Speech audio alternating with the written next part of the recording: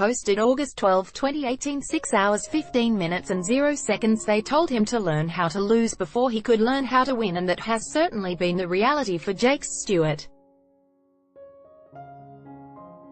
The West Australian footballer will become the Albany Sharks' first league player to reach 100 games today, with just one lone victory along the way. While his team's lack of success would surely be enough to scare off most prospective players, Stewart's dedication has never faltered. "This milestone is a sign of maturity for us as a club," he said. "We only played our 100th game as a group a couple of weeks ago, so this is a real stepping stone towards becoming a legitimate team in this town. We are not the new guys on the block anymore, and we've really started to be competitive, not just on the scoreboard." 28-year-old Stewart said the gratification that comes with building a football club from scratch was worth far more than any immediate success. "A trade is not something I ever considered," he said. "I have had the talk with a couple of people from other clubs, and they have always said they would never want to take me away from the Sharks. It takes a special person to be able to lose and keep focused on the long-term, big-picture goals, and I think I'm perfectly equipped for it. It has never crossed my mind to play for anyone else." Resilience is the key. Since the Sharks' inaugural season in 2012, Stewart has only ever missed 3 games.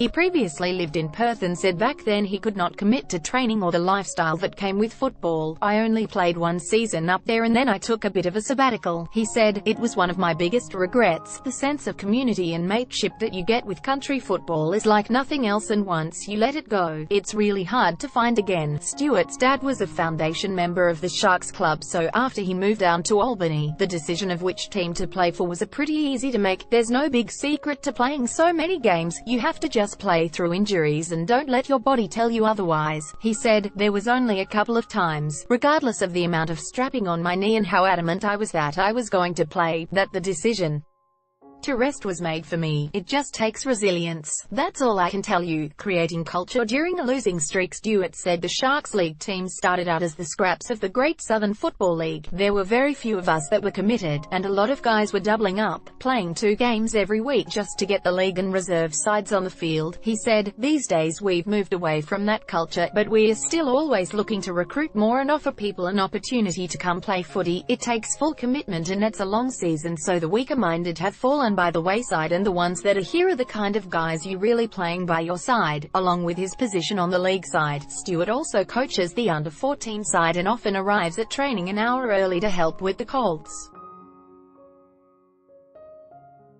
Sharks president Jeff Oldfield is hoping the boys will recognize the dedication it takes to reach 100 games when they run out for this afternoon. "Stewart is a good boy," he said. "He has stuck with the club through thick and thin. Not many players would have hung around for this long with only 1 win. Hopefully the boys perform accordingly, and show their appreciation during the game." Mr. Oldfield believes the Sharks are only 3 or 4 quality players away from being right up there with the rest of the league. "We have great junior sides. We've won premierships with our under-16 team," he said. "At the end of the day, we have a pretty bright future and Albany needs the Sharks. If it weren't for us, there would be 100 young men unable to play footy each week, and that would be a sad reality." Victory Day. While most country football teams are accustomed to winning, that one fateful victory was treated as a premiership for the Albany Sharks. "There was a lot of emotion that day. Fans stormed the field and it was pretty insane," Stewart said. "Amongst all the ups and downs, we had this historic moment. That is one of the main things I try to impart with the younger guys at the club. Stick with it. During this season we have